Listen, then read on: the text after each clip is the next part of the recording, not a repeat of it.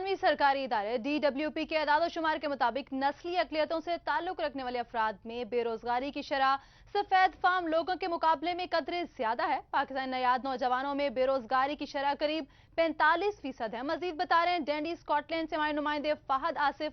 जी फहद, बताइएगा। जी, मैं इस वक्त मौजूद हूँ मुनव्वर हुसैन के साथ, जो यहाँ स्कॉटलैंड में करियर्स और एम्प्लॉयबिलिटी के शोबे से वाबस्ता हैं।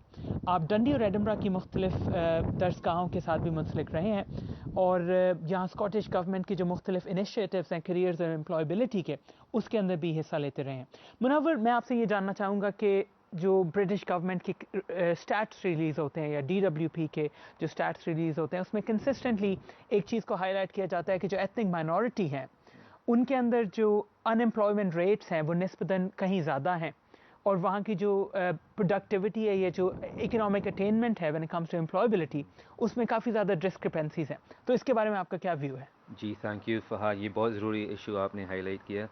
आई totally agree, it's a big issue, it's something that I know the government have taken on board as well.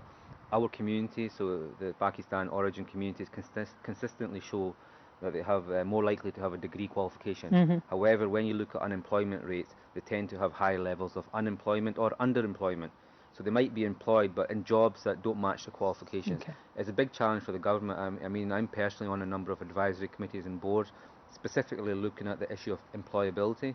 It's something that I know that they are taking on board, particularly because it actually limits people's life chances, particularly at a young age. So somebody that's under 25, if they have challenges with unemployment, it could risk their whole future careers.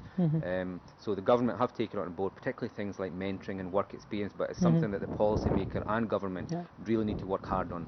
और particularly जो डंडी की Pakistani community है और ख़ुसूसन जो नौजवान हैं, अगर वो आपको देख रहे हैं, उनके लिए आपका क्या मैसेज है कि कैसे वो अपने जो एम्प्लॉयबिलिटी प्रॉस्पेक्ट्स हैं उनको बढ़ा सकते हैं? I mean, Dundee is always seen as a well-integrated city, and it's true to many degrees. However, there is a lot of hidden challenges, particularly in relation to underemployment and unemployment, and there is development. So, for example, the waterfront at the front of Dundee, there's been a big investment in relation to that, and that will hopefully lead to future jobs. However, the importance of mentoring, work experience and employability skills is critical for the young people to ensure that they have the best chances for the future. जी, बहुत शुक्रिया। जी, आप सुन रहे थे मुनव्वर हुसैन को, जो careers और employability के ऊपर बात कर रहे थे, और ये उनका ये कहना था कि जो यंग कम्युनिटी है पाकिस्तानीज़ जो हैं, उनको चाहिए कि जो डिफरेंट इनिशिएटिव्स अवेलेबल हैं गवर्नमेंट की तरफ से और एम्प्लॉयर्स की तरफ से, जिस तरह मेंटरिंग की आपने जिक्र किया, ट्रेनिंग का जिक्र किया, उससे जो है मुस्तफ़ीद होकर अपने जो करियर्स और एम्प्लॉयबिलिटी प्रॉस्पेक्ट्स हैं उनको बढ़ा सकते हैं। जी फहद आसिफ, बहुत शुक्रिया आपका।